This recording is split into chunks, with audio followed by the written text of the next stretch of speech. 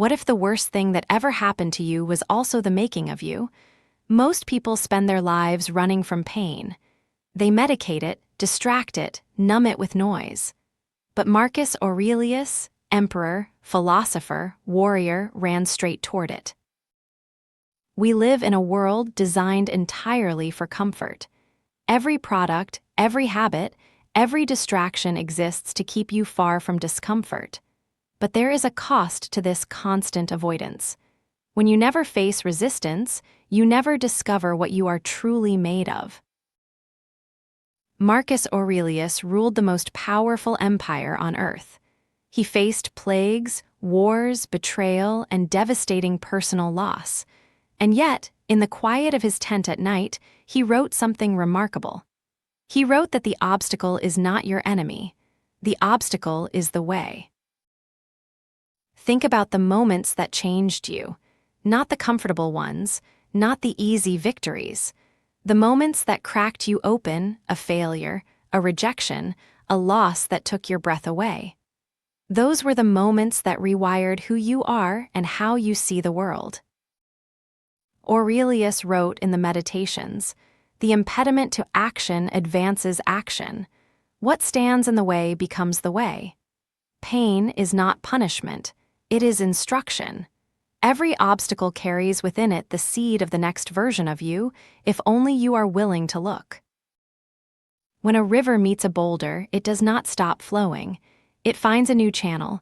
It grows stronger, faster, more purposeful. Marcus believed the human spirit works the same way.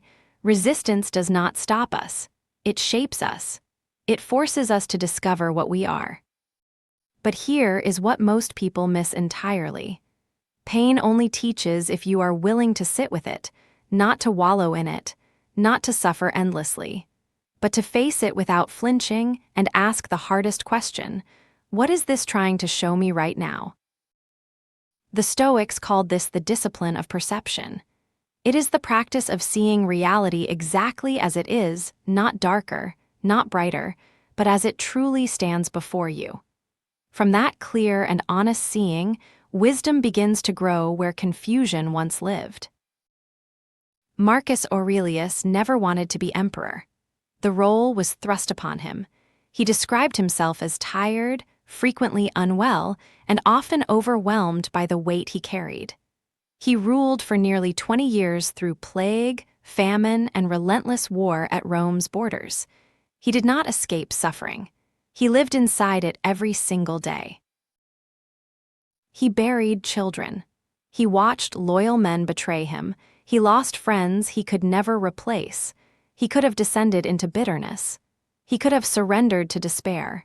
Instead, he returned each night to his journal and asked, "Did I respond with virtue today? Did I make the best of what was given?" This is the radical discipline Marcus practiced every single day. He did not ask why me. He did not ask when will this end. He asked something far more powerful: how can I use this? How can this difficulty, this loss, this pain, make me more useful to those who need me? In the Meditations, he writes, "You have power over your mind, not outside events. Realize this, and you will find strength." The emperor of the ancient world sat alone in the darkness of his tent and practiced the same inner work that is available to us in this very moment. Pain does not honor your success. It does not respect your reputation or your carefully made plans. It arrives uninvited and without apology. When it comes, only one question truly matters. Will you be consumed by it, or will you allow it to become the fire that forges you? There is a practice Marcus returned to again and again in his writing. He called it amor fati, love of fate, not mere acceptance, not reluctant tolerance. Love, the radical embrace of whatever happens as not just necessary, but as the very material from which something great is built. This sounds impossible when you are standing inside the worst moment of your life. But consider this honestly. Every version of yourself that you admire was forged inside a difficulty. The growth you are most proud of came from a season you nearly did not survive. Marcus wrote that the art of living is more like wrestling than dancing. Life throws its full weight at you without warning. It does not wait for you to feel ready. The wrestlers who endure are not those who avoided the falls. They are the ones who learned from every one of them. Think of the last time something went wrong. A plan that collapsed, a relationship that ended, a door that closed without warning. Ask yourself honestly, what did that moment teach you that nothing else could have? That pain, that very moment, may have been the most valuable lesson of your life. This is not optimism. Marcus Aurelius was not an optimist.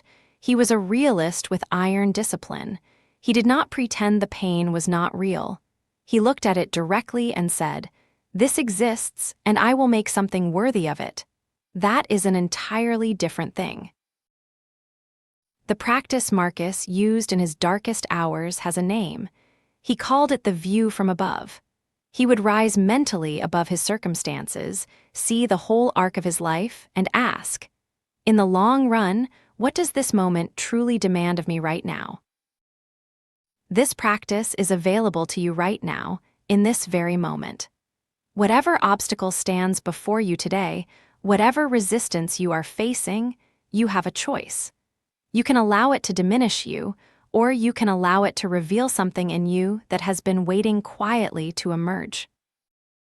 Marcus did not wait for easier days. He understood that easier days were never coming. What came instead were new obstacles, new friction, new weight to carry. And in carrying that weight, deliberately, without complaint, he became someone capable of carrying even more. There is a line in the Meditations that stops you cold. He writes, "The impediment to action advances action. What stands in the way becomes the way." Read that again. The thing blocking you is not separate from your path. It is your path. Think about the thing you have been avoiding, the conversation you are afraid to have, the failure you are afraid to face.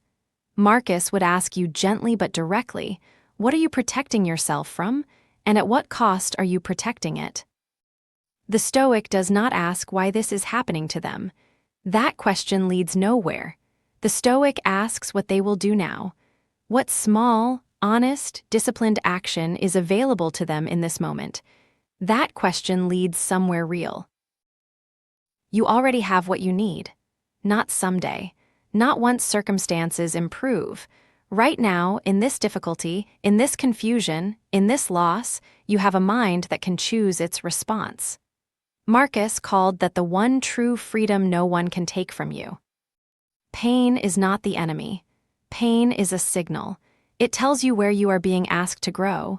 The true enemy is avoidance, the quiet, comfortable, slow retreat from everything that might make you stronger. That retreat costs more than any hardship ever could. Marcus Aurelius ruled an empire and still came back to this question every morning. How will I use what today gives me? Not escape it, not endure it. Use it. That is the invitation he left us across 2,000 years. Use it.